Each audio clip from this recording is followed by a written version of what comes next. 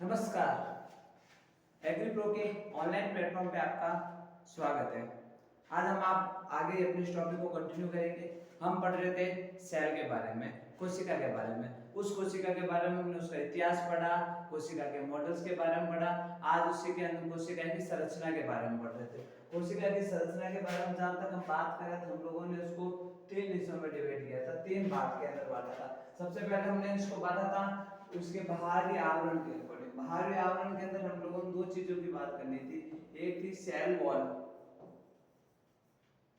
दूसरी थी cell membrane, यानी कोशिका भित्ति और कोशिका झिल्ली। हम लोगों ने उस दिन कोशिका भित्ति की बात की थी। कोशिका भित्ति जो कोशिका के पादप कोशिका के अंदर पाई जाती है, पादप कोशिका का सबसे बाहरी आवरण होता है और पादप कोशिका के अंदर ही सिर्फ पाई जाएगी, जंतु कोशिका के अंदर नहीं पाई जाएगी। और मैंने बोला भी था आप लोगों को कि जंतु कोशिका में क्यों नहीं पाई जाती, इसका आंसर आपको कमेंट सेक्शन में देना है। किसी भी स्टूडेंट ने इसका आंसर नहीं दिया। चलिए कोई बात नहीं, ये तो आपकी मर्जी, आंसर देना नहीं देना, हमारा काम है पढ़ाना, हम इसको आगे कंटिन्यू करेंगे। तो आज हम बात करेंगे आगे कोशिका झिल्ली की। कोशिका झिल्ली की बात करें तो कोशिका झिल्ली जो ये नाम है, जो सेल मेम्ब्रेन, ये जो नाम है, ये दो साइंटिस्ट थे, क्रेमर और नेगेली। क्रेमर और नेगेली नाम के दो साइंटिस्ट थे, उन दो साइंटिस्टों ने ये नाम दिया था कोशिका झिल्ली का। और जो फ्लोअर नाम का जो साइंटिस्ट था, इसने इसको जीव द्रव्य कला कहा, उसका नाम क्या रखा, जीव द्रव्य कला। कोशिका झिल्ली जिसको हम कोशिका झिल्ली जिसको हम सेल मेम्ब्रेन कहते हैं, ये नाम दिया था क्रेमर और नेगेली ने। वही जो फ्लोअर नाम के जो साइंटिस्ट थे, उस साइंटिस्ट ने इसको जीव द्रव्य कला का, रॉबर्टसन ने इसको इकाई कला का नाम दिया। रॉबर्टसन नाम के साइंटिस्ट ने इसको इकाई कला का नाम दिया। ये लिपोप्रोटीन की बनी हुई थी। सबसे इंपॉर्टेंट बात ये बनी हुई किसकी होती है, लिपोप्रोटीन। या दो वर्ड आ रहे हैं, लिपोप्रोटीन। लिपोप्रोटीन का मतलब होता है लिपिड और प्रोटीन की बनी हुई होती है। और कौन कौन से साइंटिस्ट ने इसको क्या क्या नाम दिए, ये ना बहुत बार है ना अपने क्वेश्चंस बनते हैं एमसीक्यूज टाइप में, और जेट में आप सबको पता है एमसीक्यूज ही क्वेश्चंस आते हैं, तो यहाँ से क्वेश्चन बनने के सबसे ज्यादा चांसेस रहेंगे। और अगर सेल मेम्ब्रेन की स्ट्रक्चर्स की बात करें तो सेल मेम्ब्रेन का स्ट्रक्चर इस तरीके से होता है, कोशिका भित्ति का स्ट्रक्चर जो संरचना होती है वो इस तरह की होती है, और ये लिपिड प्लस प्रोटीन की बनी हुई होती है, इसलिए इसको लिपोप्रोटीन बोला जाता है। वहीं हम लोगों ने बात की थी इससे पहले सेल वॉल, कोशिका भित्ति। कोशिका भित्ति जो बनी हुई थी तो लिग्निन, कैल्शियम, मैग्नीशियम, पेक्टेन, इन सब से बनी हुई होती थी। चलिए इसको आगे कंटिन्यू करते हैं। कोशिका झिल्ली का अलग अलग मॉडल है कि कोशिका झिल्ली एक्चुअली में होती किस तरीके से बनी हुई है, किस तरीके से वो स्टेबल होती है, जिसके अंदर हम कोशिका झिल्ली के मॉडल्स पढ़ेंगे। सबसे इंपॉर्टेंट मॉडल, सबसे पहला मॉडल, जिस मॉडल से हर बार क्वेश्चन पूछे जा रहे हैं, उस मॉडल का नाम है सैंडविच मॉडल। कौन सा मॉडल, सैंडविच। सैंडविच तो आप लोगों ने, सब लोगों ने देखा ही होगा, खाया ही होगा। सैंडविच में जिस तरीके से दो लेयर्स होती है, ऊपर की तरफ ब्रेड, नीचे की तरफ ब्रेड, और बीच के अंदर जो मसाला होता है एग्जैक्टली जो होता है अपने कोशिका झिल्ली इसी तरीके से बनी होती है। ऊपर की तरफ मॉलिक्यूल्स, नीचे की तरफ मॉलिक्यूल्स, और बीच के अंदर वापस अलग से मॉलिक्यूल। हम लोगों ने दो बात की, ये दो तरीके से बनी होती है, लिपिड और प्रोटीन की। तो एक तरफ जो होंगे वो लिपिड्स होंगे और एक तरफ जो होंगे वो क्या होंगे, प्रोटीन्स होंगे। इसी की बात करते हैं। जो ये जो सैंडविच मॉडल, ये सैंडविच मॉडल डेक्सन और डेनियल नाम के दो साइंटिस्टों ने दिया था, और साइंटिस्टों के नाम सेल बायो के अंदर बहुत इंपॉर्टेंट है, क्योंकि लगभग सारे जेड के स्टूडेंट्स हैं जो भी जेड की तैयारी कर रहे हैं या बायो के स्टूडेंट्स होते हैं, उनके लिए सेल वाला टॉपिक बड़ा इजी होता है। सब सारे टॉपिक्स के बारे में पढ़ लेंगे, लेकिन जिसको साइंटिस्टों के नाम आते हैं वो थोड़ा सा उन सबसे आगे रहेगा, क्योंकि एग्जाम का ट्रेंड धीरे धीरे बदल रहा है। अब साइंटिस्टों के नाम की तरफ ज्यादा क्वेश्चंस आने लगे हैं। तो जो सैंडविच मॉडल होता है वो डेक्सन और डेनियल ने दिया था। इसके अनुसार कोशिका झिल्ली लिपिड प्रोटीन की बनी हुई होती है। इसमें जो बाहर वाला हिस्सा होता है, ये जो आपको बॉल्स तरह की दिखाई दे रही है जो बाहर की तरफ, ये हिस्सा होता है जो प्रोटीन में पाया जाता है और जल स्नेही होता है। प्रोटीन हमेशा जल के अंदर घुलने वाला होता है, इसलिए इसको जल स्नेही बोला जाता है। अगर हम बात करें तो इंग्लिश के अंदर हाइड्रोफिलिक बोला जाता है। जल स्नेही जो जल के अंदर घुल जाए, इसलिए इसको हम हाइड्रोफिलिक बोला जाता है। और अगर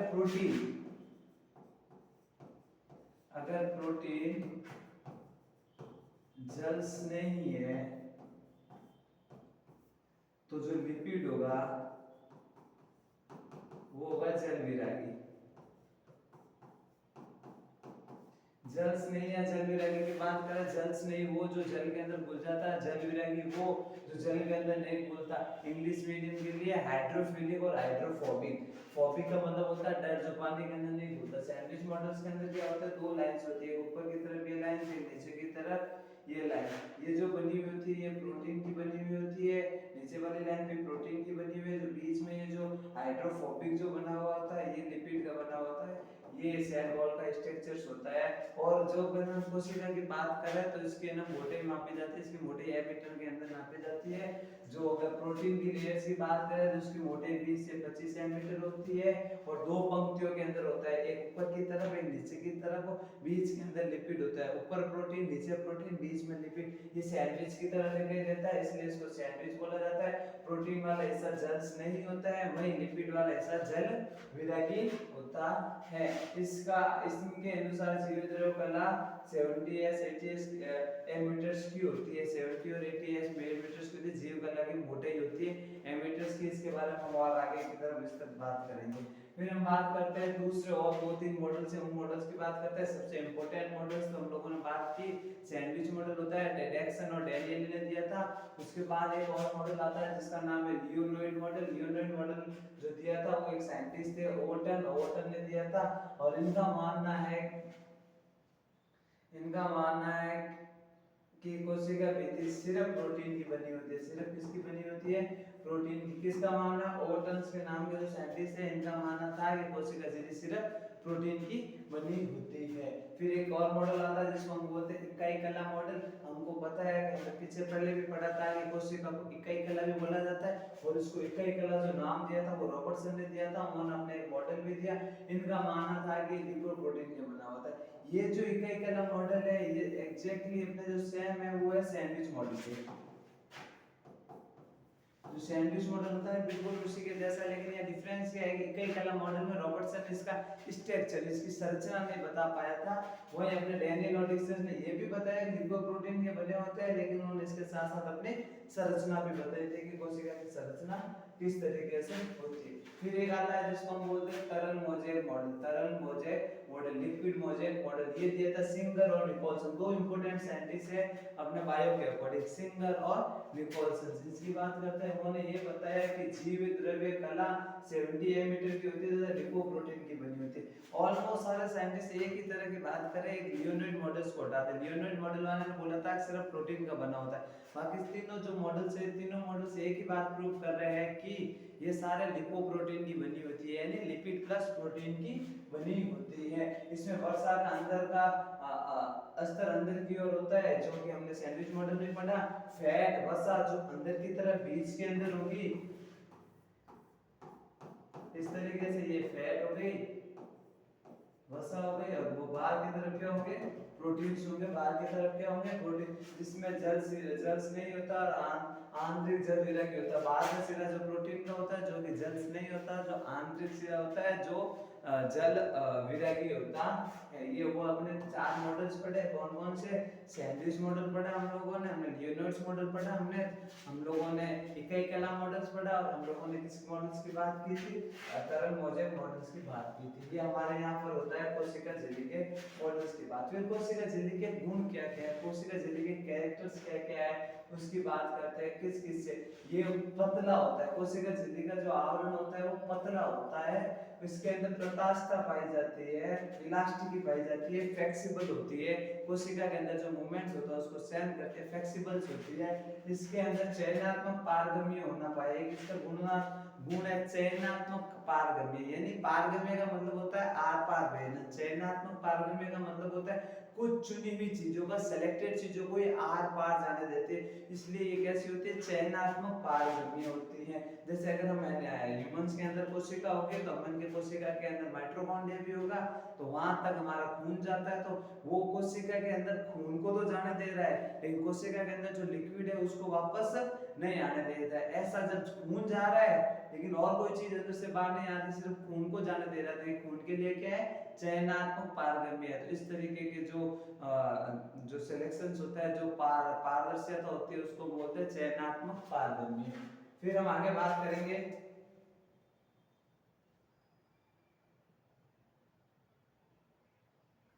अब आगे बात करते हैं कोशिका झिल्ली पदार्थों के संवहन और परिवहन। परिवहन का मतलब होता है एक कोशिका के दूसरी कोशिका के अंदर भी चीजों का ट्रांसपोर्ट करने में काम आ रही है, सहवन भी करती है और परिवहन भी करती है। परिवहन का मतलब एक सेल से दूसरे सेल के अंदर भी ये क्या करती है, चीजों का ट्रांसपोर्टेशन करती है। वहीं अगर हम बात करें संवहन, संवहन का मतलब होता है सेल के अंदर भी जो चीजों का ट्रांसपोर्टेशन होता है उसको करने में हेल्प करती है हमारे कोशिका झिल्ली। कोशिका झिल्ली के रासायनिक संगठन की बात करें तो हमने पहले ही पढ़ा था, ये लिपिड और प्रोटीन की बनी होती है।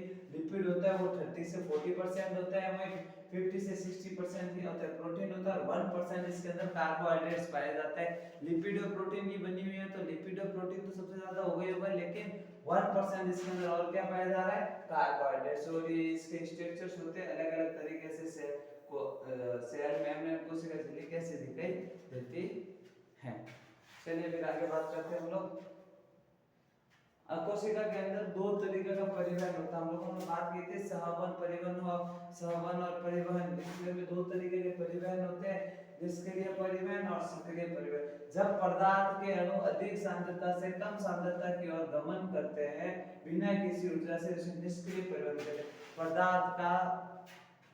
पदार्थ के अणु यानी कोई भी चीज हायर कंसंट्रेशन से लोअर कंसंट्रेशन तक जाती है, उच्च सांद्रता से निम्न सांद्रता की ओर जाती है। जब कोई चीज उच्च सांद्रता से निम्न सांद्रता की ओर जा रही है, किसी भी प्रकार की एनर्जी नहीं लगा रहे हो, किसी भी तरह की ऊर्जा का खर्च नहीं हो रहा है, ऐसे परिवहन को निष्क्रिय परिवहन कहेंगे। वहीं उसके उल्टा जब पदार्थ का अणु कम सांद्रता से अधिक सांद्रता की ओर जा रहा था, पहले वाले के अंदर अधिक सांद्रता से कम सांद्रता की तरफ, घर की छत के ऊपर वाली टंकी से नीचे नल में पानी आना, अधिक सांद्रता से कम सांद्रता की ओर जा रहा है, वहां पर किसी प्रकार की एनर्जी नहीं लगती, ऐसे परिवहन को निष्क्रिय परिवहन कहते हैं। लेकिन जब घर के नीचे टाके से ऊपर वाले टंकी में पानी भेजा जा रहा है तो ये क्या हो रहा है, अपने अधिक सांद्रता से कम सांद्रता से अधिक सांद्रता की ओर पानी भेज, इसके लिए अपन को क्या चाहिए, ऊर्जा चाहिए। क्या चाहिए, ऊर्जा।